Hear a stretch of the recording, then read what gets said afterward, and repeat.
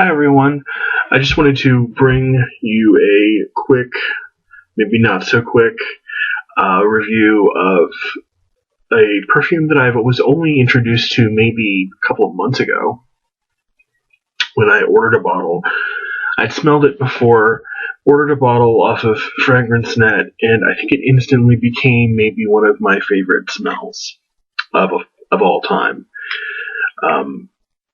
It's just beautiful, and I wanted to talk about it for that reason. It is Héritage by Guerlain. And here's the bottle it comes in. This is the EDT version. And there is an EDP, which used to be on FragranceNet, but apparently hadn't seen it there for quite some time. And when you do find it, it is a bit more expensive. But this one, the lasting power, the projection, the sillage are all just fine. So as far as going for the EDP for those reasons, I don't really think there's much of a need.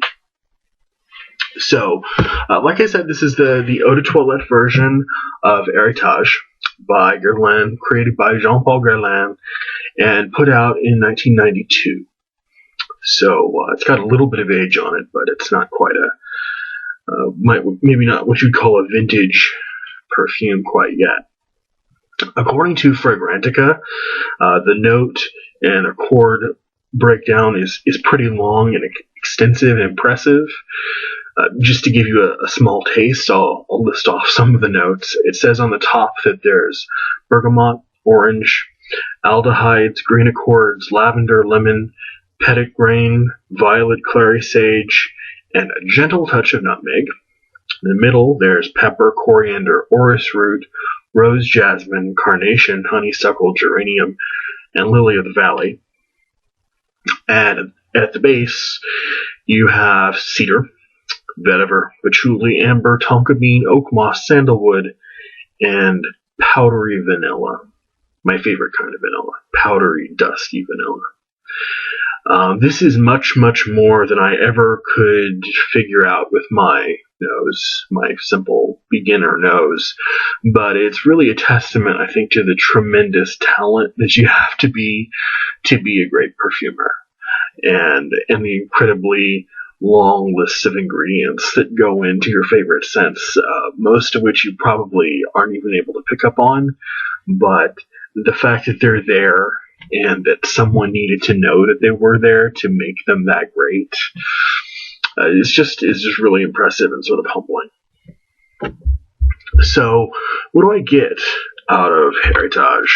I get, in the opening, something that, believe it or not, was not actually in the long list of ingredients, and that is aldehydes. It's a very sparkly, very effervescent, dusty scent.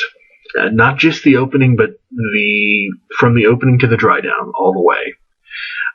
It's sort of like a crisp blast of aldehydes, kind of like what you'd get in a Chanel No. 5. It smells nothing like Chanel No. 5 in any other sense other than that. It's like bubbly, sort of like a really extra brut champagne, and dusty with sort of the faintest hint of that vanilla backbone. Just the barest bean, no sugar, no sweetness, no vanilla cotton candy, just the essence of the bean, of the oil, to keep things from getting, I think, too austere, because the rest of it is really quite serious and elegant.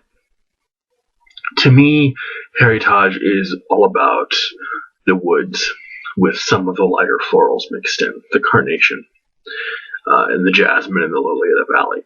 It's really sharp, bright, sparkling wood, the cedar, undergirded with several other things. The floral notes that I listed, the aforementioned vanilla, that make it really the spectacular thing that it is. It's really elegance and sophistication personified for me. This is not something that you would dress down on any occasion. I don't really have a whole lot of occasions for dressing up, to be honest. I mean, about the most fancy I get these days is going out, to dinner with maybe my aunts or my parents or something. And I actually did that a couple months ago. Met my aunts out for dinner, and I wore this, and my aunts are big perfume wearers too, but they did happen to compliment it and compliment me for wearing it, and they really enjoyed it. It's just not the kind of thing I can see, throwing on a white T-shirt and a pair of jeans and going out and wearing this. It's just it calls for more. And notice, well, I don't know. This isn't really a whole lot for me, having used. So I've worn it maybe 4 or 5 times. It really calls for a 3-piece suit, I think, but I don't wear those to work, and don't really wear them on the weekend either. So, but nevertheless, even though I may not dress up all that often, it still is one of my favorite scents. It's probably in my top 3, if I really had to sort of think about it, in my collection, excluding samples and decants. And I just want to sort of say one thing about people who complain about reformulations. I think there are a lot of people in Fragrantica and Base Notes who just sort of bemoan the fact that things have been reformulated. And I just want to say, I think you should really ignore people. They just sound like crestfallen drama queens. I mean, just constantly bemoaning the fact that, this fragrance isn't what it used to be, yada, yada, yada. Okay, what is? I mean, things change. We have to get used to it. They're not changing back in most cases. Whining about it isn't going to get us anywhere. So just, get used to it. It's, despite what it might have smelled like 10 or 20 years ago, I mean, by the way, it's only been around for 23 years, so they couldn't have messed with it too terribly much. It's still, like I said, sophistication and elegance in a bottle, I think. If you don't like it, or if you don't like the way it's been changed, or offended that someone has, stepped on your precious sensibilities by altering it in some minute way,